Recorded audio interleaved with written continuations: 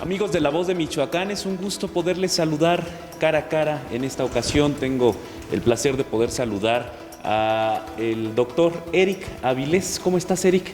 Hola, ¿qué tal?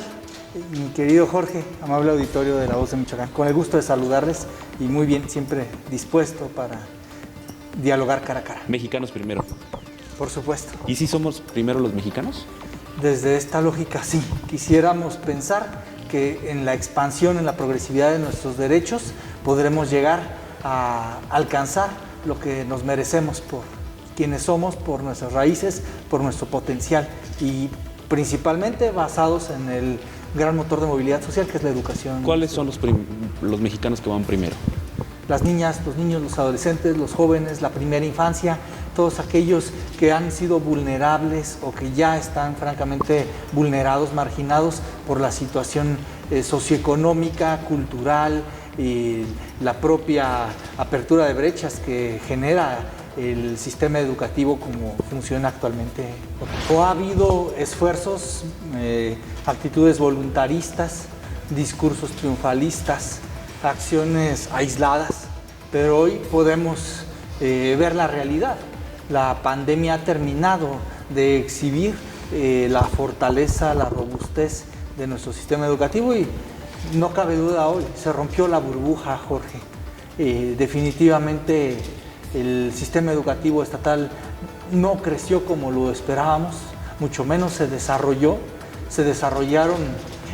falencias, verdaderas grietas en la cimentación de nuestro sistema educativo, correspondientes por supuesto a fenómenos de corrupción, de omisión, a medidas parciales, a actitudes simulatorias de parte de quienes tienen las decisiones bajo su escritorio en sus atribuciones juramentadas y que pues hoy nos encontramos con que mucho de lo que se dijo en materia educativa no sucedió a medias y se están destapando, se están visibilizando los fenómenos que se estuvieron gestando durante varios años. El que está ahorita más en la agenda pública, por supuesto, nos encargamos también nosotros de poner y de subrayar, es el proceso de examen de ingreso a las escuelas normales, donde se destapó una red de corrupción. ¿Dónde está la corrupción en este tema, doctor? La corrupción la define la Secretaría de la Función Pública como el abuso del poder en beneficio propio. Entonces, para que haya un acto de corrupción, tiene que haber un corrupto, que es un funcionario, y un corruptor, algún ciudadano, un empresario, un aspirante, como en este caso, un académico. En fin, la cuestión es que, por definición, a quien se le van delegando las atribuciones y es el responsable y no cumple, entrega malas cuentas o suceden actos de corrupción bajo su ámbito de competencia o bajo la serie de subordinados que puede llegar a tener, pues es el primer respondiente. En este caso, si sucede algún acto de corrupción, empezamos a barrer de arriba para abajo. ¿Quién tiene las atribuciones? Normalmente el gobernador no las tiene, están delegadas a un secretario, un director, a un coordinador general, y a partir de ahí se empieza a seguir el hilo. ¿Quién es el responsable? En materia de educación, el secretario de Educación. De este caso, ¿quién es el responsable? ¿Quién debió tener todo bajo control? Conforman un comité en donde hay varios responsables. Primeramente, pues está el director de evaluación, que responde a un coordinador general de planeación y evaluación educativa. Está por otra parte el jefe de departamento de las escuelas normales, que responde a la delegación de atribuciones del subsecretario de Educación Media Superior y Superior.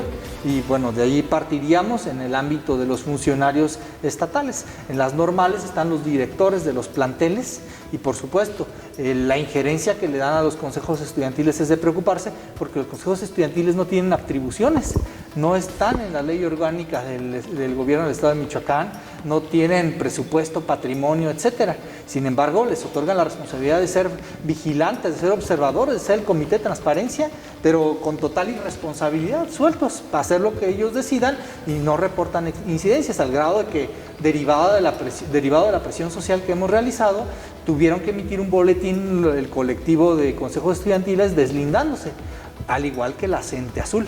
Llama mucho la atención al seguir la pista, que en la dirección de evaluación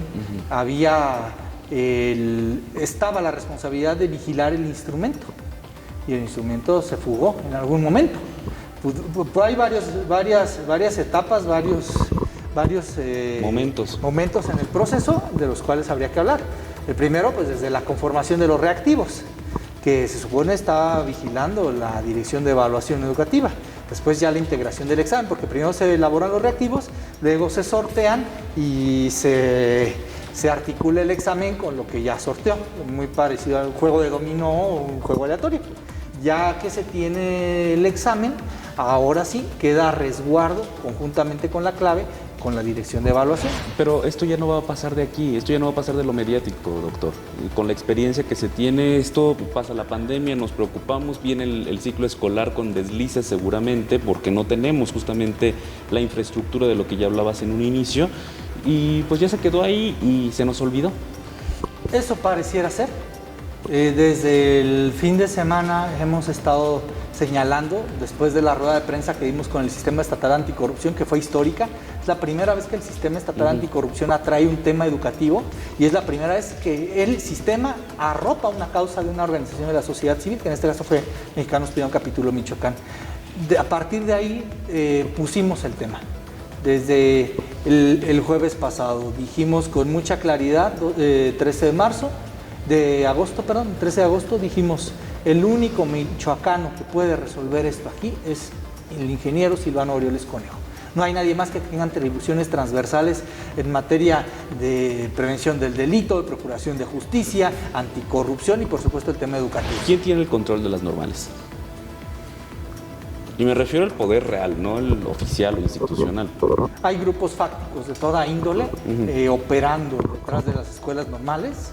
Primeramente, los consejos estudiantiles han generado sus propios autogobiernos, pero también tienen su red denominada ONOEM, la cual ahora más que nunca se exhibió, que responde a la CENTE Azul, que tiene todavía poder de gestoría. ¿Cuál es la CENTE Azul? Tenemos dos grupos de la CENTE, derivado del 23 de enero, febrero, cuando se dio el 8º Congreso Seccional de Bases, y que el grupo del bloque expulsa a quienes se habían quedado con el poder durante más de una década por exhibirles denuncias de corrupción, y se quedaron con las instalaciones y todo.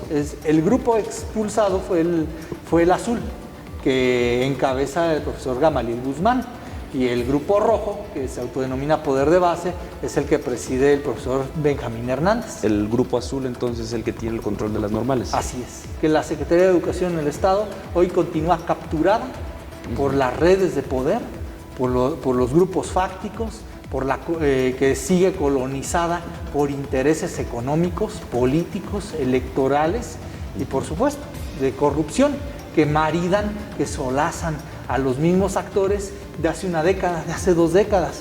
Dramático y muy, muy complicado. Doctor, como siempre es un gusto poderte saludar y que nos acompañes aquí en La Voz de Michoacán. Es un honor, mi querido Jorge. Muchas gracias. Gracias. El doctor Eric Avilés Martínez. Mi nombre es Jorge Manso. Esto es Cara a Cara con La Voz de Michoacán. Hasta la próxima.